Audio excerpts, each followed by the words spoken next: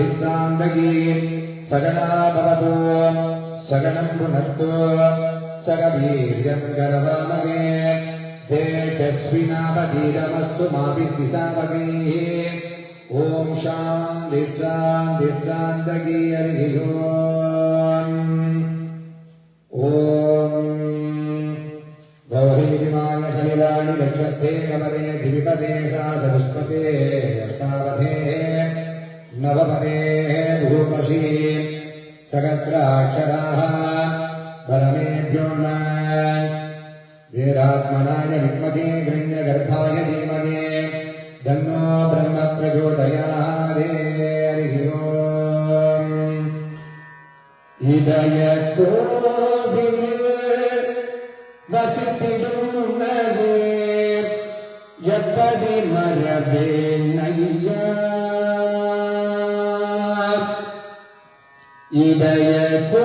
இதயக்கோவிலில் வசித்திடும் உணவே எப்படி ரவேன் ஐயா ஐயப்பா இதயக்கோவிலில் வசித்திடும் உணவே எப்படி மறவேன் ஐயா பதமலரை தினம் இசையனும் மலையாளே பதமலரை தினம் இசையனும் மலையாளே பாடி பணிந்தேனையா ஐயப்பா இதய கோவிலில் வசித்திடும் உன்னையே எப்படி மறவேன் ஐயா பட்டம் பதவியனும் புகழறியேன் பாதமே தஞ்சம் என்று நம்பி வந்தேன் பட்டம் பதவியனும் புகழறியேன் பாதமே தஞ்சம் என்று நம்பி வந்தேன் கஷ்டமே வந்தாலும் கை தூக்கி விடுவாயே கஷ்டமே வந்தாலும் கை தூக்கி விடுவாயே அருள் தரும் ஐயப்ப சுவாமி ஐயா இதய கோவிலில் வசித்திடும் உன்னையே எப்படி மறவேன் ஐயா ஐயப்பா இதய கோவிலில் வசித்திடும் உன்னையே எப்படி மறவேன் ஐயா எப்படி மறவேன் ஐயா எப்படி மறவேன் ஐயா பகவன் பகவதே கிருபயா ஸ்வஸ்தி மந்திரார்த்தாः சத்யாः சமலாः சுரிமந்தோ மகான்வானகிரகணந்தோ வேதாகமூர்த்தம் தீர்க்கமாயுஷ்யம் பூஜா ஸ்ரீமந்தகாமகாந்தகாரி கிரகணந்தோ அஸ்ய மந்திரசம்பாவித மந்திரலோப திரவியலோப கிரியாலோப நின்னாதிரேக விஸ்மృతా வித்யாபராய பிரயுக்தாய சர்வே தோஷா சாந்தமான பூஜா ஸ்ரீமந்தகா மகாந்தகான கிரகணந்தோ அஸ்ய கரிஷ்யமானஸ்ய அகிலாண்ட கோடி பிரம்மாண்டநாயக ஹரிகரபுத்திர தர்மசாஸ்தாரேவராஜ்ய मंडलाभिषेक पूजा कर्मणि मंदवादन प्रयुक्ताय विशेषण परिपूजा वसन्न मंडप पूजा कर्मणि उपेदत्तूर्णां सगुरुम्बाणाम् अनेक स्वामिमार्गणामदेस्य भक्त अडियार्गणामदेस्य भक्तर्गणामदेयान क्षेमारोग्यदा सिद्ध्यर्थेश्वर धनगणक वस्तुवागण अष्टलक्ष्मी कृपागण चक्रवर्तीत्यर्थेश्वर भोगभोग्यादित्यर्थेश्वर पूजा श्रीमन्तका महान्तकानि गृह्णन्तो सुखिनो भवन्तु समस्त धर्मकलाण्यं भवतु अखिलाण्डकोटि ब्रह्माण्डनायक हरिहरपुत्र धर्मशास्त्रादेवराज्य अय्यप्प स्वामी स्वामी प्रीत्यमान पंचपुराणं अवतार्य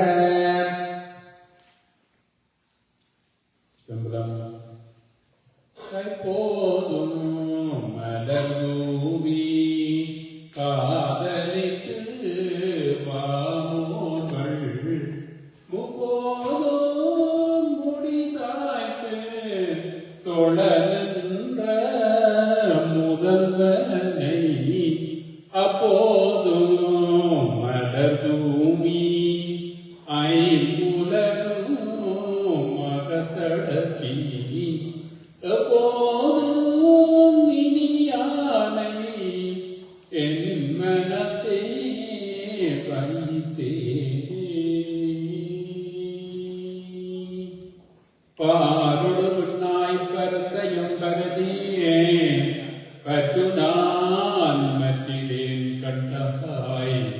சீரொடு பொலிவாய் சிவபுரத்தரசையே திருப்பெருந்துறையுரை சிவனே யாரொடு நோகேன் யார்கடுத்துரைக்கேன் ஆண்ட நீ அருள்ளையானால் பார்கடல் உலகில் வாழ்கிலேன் கண்டாய் வருக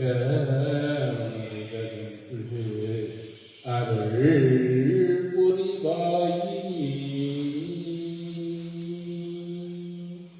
ஒளிவளர் விளக்கே உணப்பேலான்றே உணர்வு சூழ் கடந்ததோர் உணர்வே தெளிவளர் படைக்கின்றிரள் மணிக்குன்றே தித்தத்துள் தித்திக்கும் தேனியே அழிவளர் உள்ளத்து ஆனந்தக்கனியே அம்பலம் மாடரங்காக வழிவள தேவக்கூத்து கந்தாயி தொட்டனே விளம்புமா விளம்பி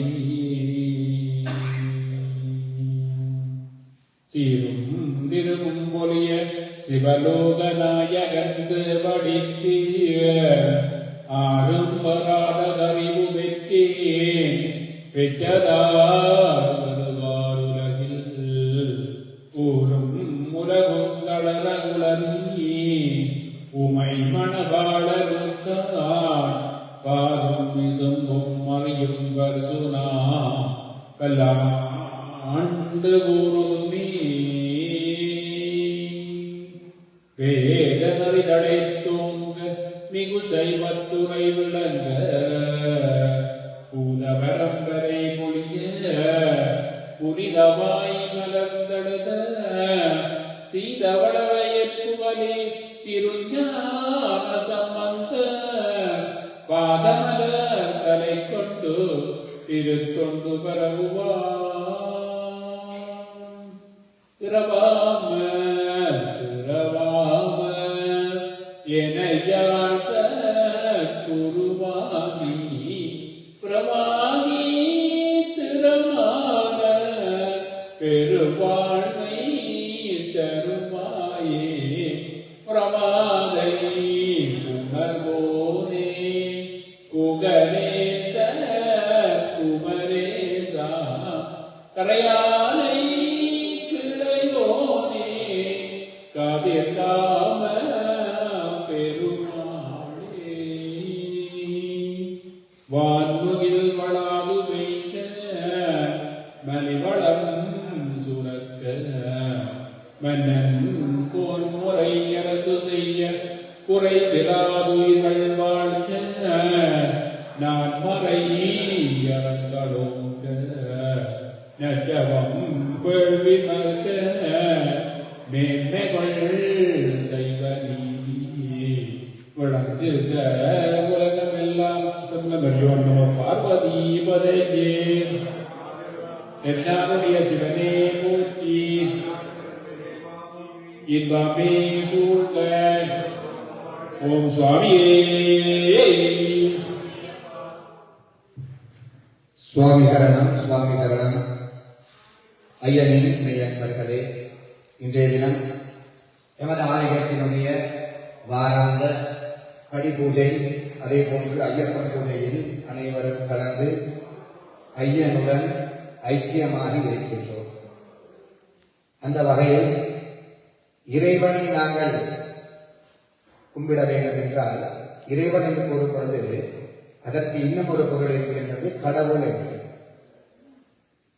கடவுள் அதிலே பொருள் வந்துவிட்டது. எப்படி என்றால், என்னுள்ளும் இருக்கின்றான், என்னையும் கடந்தவன் என்று பொருள். கடல் உள், என்னை கடந்து உள்ளவன், அப்படி என்று பொருளாகும். அப்படிப்பட்ட இறைவனை நாங்கள் வழிபடுவதற்கு எல்லோரும் பாக்கியம் செய்திருக்க வேண்டும். காரணம் என்னவென்றால், சிலர் காசியில் இருப்பார்கள், காசி கங்கையில் ஸ்நானம் செய்திருக்க மாட்டார்கள். அதே போன்று இலங்கையில் எல்லோருக்கும் தெரியும் கதிர்காம புண்ணிய நதி இருப்பார்கள், அங்கே இருப்பார்கள், மாணிக்க கங்கையில் ஸ்நானம் செய்திருக்க மாட்டார்கள். ஏனென்றால் பாக்கியம் கிடைத்திருக்காது. அதே இடத்தில் இருப்பார்கள், ஆனால் பிற நாடுகளில் இருந்து பிற தேசங்களில் இருந்து அங்கே மலையை தந்து அங்கே ஸ்நானம் செய்து இறை வழிபாட்டினை அவர்கள் பெற்றுக்கொள்வார்கள். ஏனென்றால் அதை பெறுவதற்கும் நாங்கள் பாக்கியம் செய்திருக்க வேண்டும், எடுத்து வைத்தாலும் கொடுத்து வைத்திருக்க வேண்டும் என்பார்கள். அப்படி ஒரு பாக்கியத்தினால் இன்றைய தினம் இங்கே வந்திருக்கக்கூடிய ஐயப்ப பக்தர்கள் எல்லோரும் வருகை தந்திருக்கிறீர்கள். ஆகவே என் பெருமானுடைய திருவருள் உங்கள் அனைவருக்கும் கிட்ட வேண்டும் என்று பிரார்த்தனை செய்வதோடு, அடியவர்களே, எமது ஆலயத்தில் சென்ற 12ஆம் தேதி ஆனி மாதத்தில் வரக்கூடிய ஐயப்பனுடைய ஜனன தினமாகிய உத்திர நட்சத்திரத்தில் ஐயப்பனுடைய மகா கும்பாபிஷேகம் சிறப்பாக நடைபெற்றன.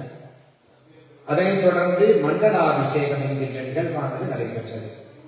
அதை மீண்டும் உங்களுக்கு ஞாபகப்படுத்துகின்றேன். எப்படி என்றால், கும்பாபிஷேகம் என்று சொல்லப்படுவது குழந்தை பிறப்பது, ஜனனம். இங்கே எமது ஆலயத்தின் விசிசாகா பகுதியில் ஐயப்பன் ஜனனமாகி இருக்கின்றார் உத்தர நட்சத்திரத்தில். அந்த பிறந்த குழந்தையை பராமரிக்கும் முகமாக தொடர்ச்சியாக 45 நாட்கள் அல்லது 48 நாட்கள், இந்த மண்டலம் என்று சொல்லப்படுவது 45 நாட்களும் எடுத்துக்கொள்ளலாம், 48 நாட்களும் எடுத்துக்கொள்ளலாம். எப்படி என்றால், 15 நாட்கள் வளர்பிறையாகவும் 15 நாட்கள் தேய்பிறையாகவும் மீண்டும் ஒரு 15 நாட்கள் வளர்பிறையாகவும் வருகின்ற நாட்கள், இந்த 45 நாட்களை நாங்கள் குறிக்கின்றோம். ஐயப்பன் மண்டலத்தை நாங்கள் 48 நாட்கள் என்று கூறுகின்றோம். ஆகவே 2 வகையாக நாங்கள் அந்த மண்டலத்தை எடுக்கலாம். இறைவனுடைய கைங்கரியத்தில் 45 நாட்கள் அந்த மண்டலாபிஷேகம் என்பது ஆலயத்தில் நடைபெற்று குழந்தையை தினம்தோறும் பராமரித்து அபிஷேக ஆராதனைகள் எல்லாம் செய்து இன்றுடன் அந்த மண்டலாபிஷேகம் பூர்த்தியாகி நாளைய தினம் மண்டலாபிஷேகத்தினுடைய இறுதி நாள் ஆகும். இந்த சமுத்திரம், கடல் எல்லோருக்கும் தெரியும். இந்த சமுத்திரத்தில் நாங்கள் பார்க்கலாம், அங்கே சமுத்திரத்தில் செல்பவர்களுக்கு தெரியும், பணிபுரிபவர்களுக்கு தெரியும். எப்படி என்றால், சமுத்திரத்தில் இருக்குமா ஒரு வலம்புரியை சுற்றி 108 இளமுறைகள் அங்கே காவல் காத்துள்ளது, ராஜா என்று கூறக்கூடிய வலம்புரி. அதே போன்று 1008 வலம்புரி ஒரு பாஞ்ச சைன்யம் என்று சொல்லக்கூடிய அந்த பாஞ்ச சைன்யத்தை காவல் காத்து வருவார். பாஞ்ச சைன்யம் என்றால் என்ன என்று தெரியுமோ? அதாவது மகாவிஷ்ணு பரந்தாமனின் கைகளில் இருப்பது பாஞ்ச சைன்யம் என்று கூறுவோம். அது யாருக்குமே கிடைக்காது, இறை கைகள். அப்படி சமுத்திரத்தில் நெடுக்கடலில் 1008 வலம்புரியை சுத்தி நெடுவில் அங்கே ராஜாவாக விட்டிருப்பாராம் பாஞ்ச சைன்யம் என்று கூறக்கூடிய சங்கம். அப்படிப்பட்ட உன்னதமான சங்கினால் நாளைய தினம் எம்பெருமானுக்கு மண்டலாபிஷேக பூர்த்தி என்று கூறக்கூடிய இறுதி நாள் விசேடமாக நடைபெறவிருக்கின்றது. அதிலும் நான் அறிந்த வகையில், நான் சமீபத்தில் தான் வந்தேன், இருப்பினும் நான் கேட்டு அறிந்த வகையில் இந்த கனடாவில் எமது ஆலயத்தில் தான் முதலாக 1008 வலம்புரி சங்கினால் நாளைய தினம் அபிஷேகம் நடைபெறுகின்றது என்பதை நான் அறிந்தேன்.